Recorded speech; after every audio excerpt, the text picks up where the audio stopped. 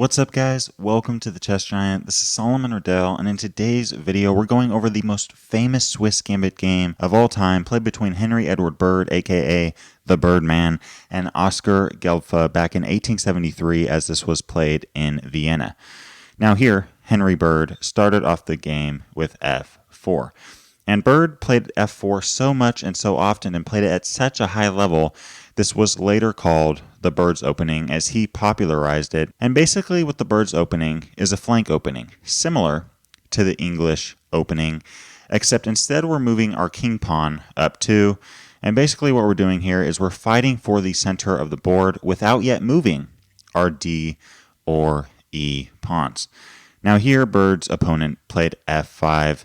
And against the move f5, now Bird's opening players have the opportunity to play e4 with the Swiss Gambit. Many people think that the Bird's opening is a slow, boring, strategical opening, but oftentimes the Bird's opening can lead to some pretty crazy attacking chess. Here after playing e4, Black played f takes e4, and now the Birdman offered up another pawn with d3, and after e takes d3, played bishop takes d3. Now here the Birdman was threatening queen h5 with check, followed by taking the pawn on g6 and then taking with the bishop. Game over with checkmate, as the king on e8 would be trapped and would have nowhere to go. So here Black played knight f6, and we actually made a video on the theory of the Swiss Gambit, and in that video I suggested playing g4 with the idea of playing g5, and just one example of how this could play out. Let's say Black plays g6. Well, now we're going to play g5, and after knight h5, play f5. And as you guys can see here, White is down a pawn, but honestly, I think White is clearly winning this game here.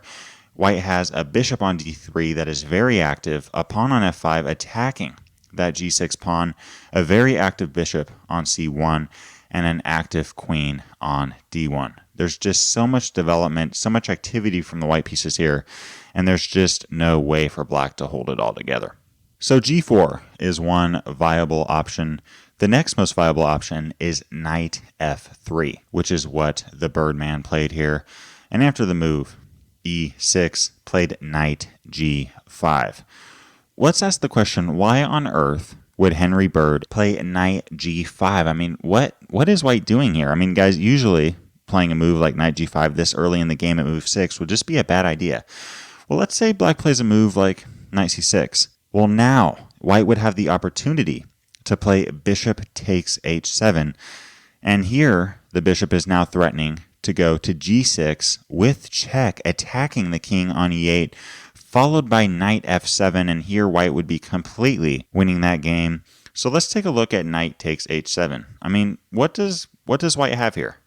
Well, we're not going to take the knight on h7. Instead, we're going to play queen h5 with check, attacking the king on e8.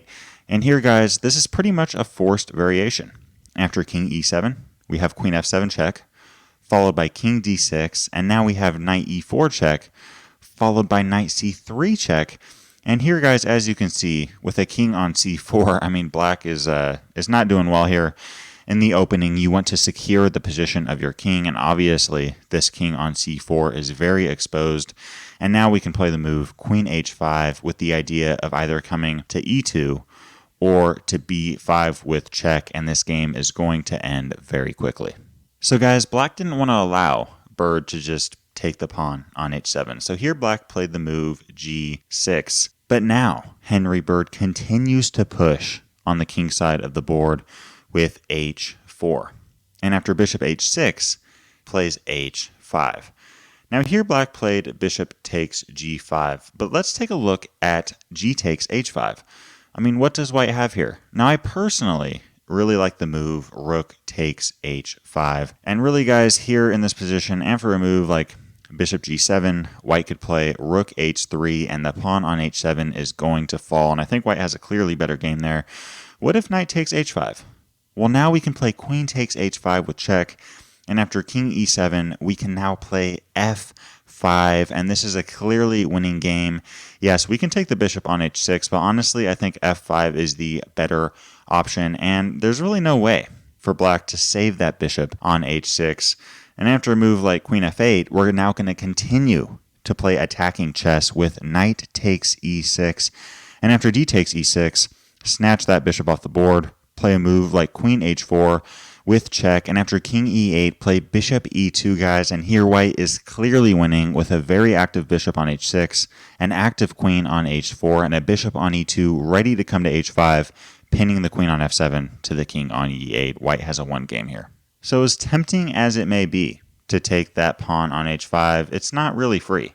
So here black played bishop takes g5, in which Henry Bird continued with f takes g5, attacking the knight on f6.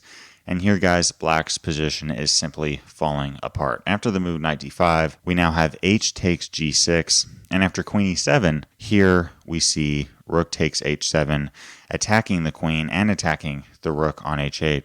And here, guys, rook takes h7 is pretty much forced, in which the Birdman played g takes h7. And guys, this really shows how dangerous the Swiss Gambit is. I mean, there's no real obvious mistakes that black made. But now white has a clearly won game with an active bishop on d3, an active queen on d1, and a pawn on h7, one step away from promotion. Now here black, out of desperation, played queen b4 check, and after king f1, played queen h4, but here the Birdman played bishop g6 check, and after king e7 played queen h5, and here black resigned. If you'd like to learn more on the theory behind the Bird's opening Swiss Gambit variation, click the video to the left. If you'd like to explore more chess openings in general, click the playlist to the right. Leave a comment to let me know what other videos you'd like to see covered on this channel, and as always, I appreciate you guys. Thanks for watching. Peace.